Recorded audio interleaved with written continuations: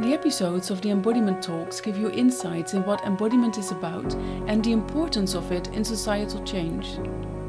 Getting in touch with your body or doing what you do in an embodied way requires practice and repetition. In this episode, I will share an exercise that can help you with that.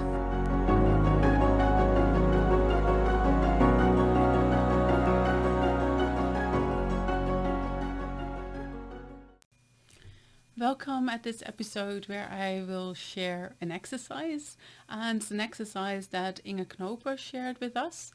And in the previous episode, I gave you a short elaboration on some interesting insights from the interview that I had with her, which is in Dutch.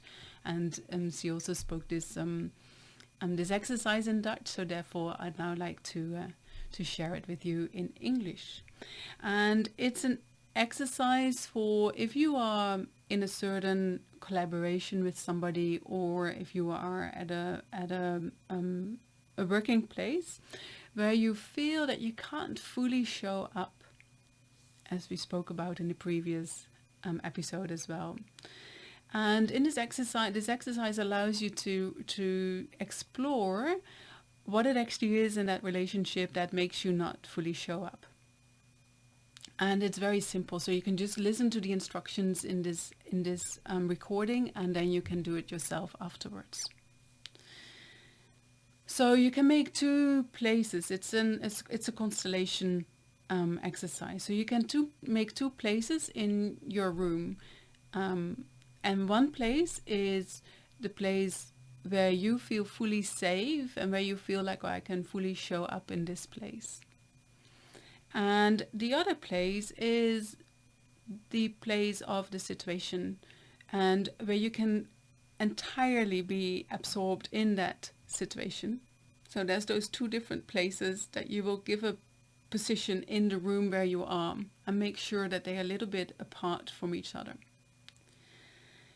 And then you start by standing on the place where you can feel fully safe, where you feel fully accepted, where you can show up. And notice in your body, notice your physical sensations that you have while you're facing the other situation, which is not that easy, which is a little bit challenging. And also, then you take the decision to start walking to the other place. You're not doing it yet, but just take the decision that you are going to. And when you've taken that decision, then also feel your body. So notice in the body what are the changes in your physical sensations. And if you have watched what you noticed in your body, then you can very slowly start walking towards the other place. And really take your time and feel into every step, because there's information in every step that you make. Maybe it gives you an insight. Maybe it gives you a realization of what actually is going on in that relationship. Maybe it gives you a change in physical sensations, just whatever it is. But do it in a pace that you can really allow yourself to notice what's going on inside of you. And then when you arrive at the second place, it's the place of the challenging situation, go and stand on that place as well.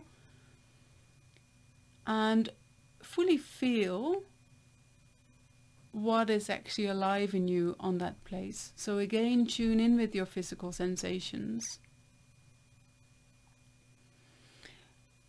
And when you fully explored what you experienced, then you face the initial situation or the initial place which is safe and where you can be yourself, and you slowly start walking back to this first place. And again, here also feel every step and really tune into what's happening inside of you. And then when you arrive at the initial place, there you can feel inside of you again as well. And when you've done that, you can do that several times with different intentions. So you can do it several times just to dive deeper and deeper into the actual feelings that you have in your body and the actual physical sensations that you notice. But you also can give the walks that you make a certain intention or a certain solution. Like, okay, what if I just fully turn up with this, your enthusiasm, or what if I fully share that I'm angry, for example, and then notice again, if you have that intention, notice again what's happening when you walk from the initial place where you feel safe to the challenging place and back. So you can do that several times up till you really feel like, oh, now I've fully explored this relationship and I have had the insights that I want to have. I'd like to add one thing about marking those two positions.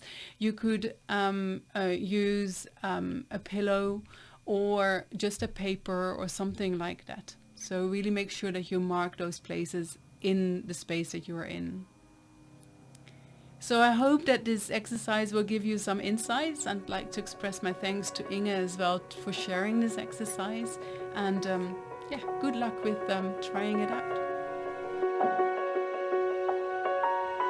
Great that you joined me for this exercise for a more embodied life.